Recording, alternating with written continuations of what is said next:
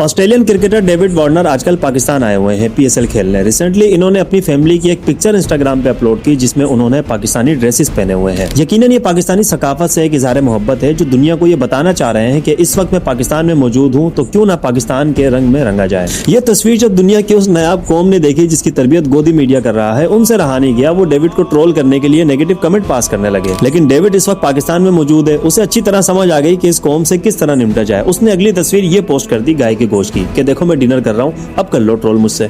मतलब पाकिस्तान ने इनकी एक दफा फेंटी क्या लगा दी, पूरी दुनिया को समझ आ गई है कि इस कौम से कैसे निपटा जाए। जंग का मैदान हो तो पाकिस्तान इसको फेंटी लगा रहा है, सिफारती मैदान हो तो इसके अपने दोस्त इसको छोड़ के जा रहे हैं। मतलब कोई महाज ऐसा नहीं है जिस पर हिंदुस्तान की इस वक्त थोड़ी बहुत भी इज्जत हो। जो थी इन्होंने वो भी गवा दी। इनके मुल्क में जो गोरे आते थे वो भी अब इन पे लान तान कर रहे हैं। और यकीन जानिए ये जिल्लत का सिलसिला जारी रहेगा। जब तक नरेंद्र मोदी की नहुसत इस कौम से नहीं हट जाती तब तक ये कौम इज्जत नहीं पा सकेगी।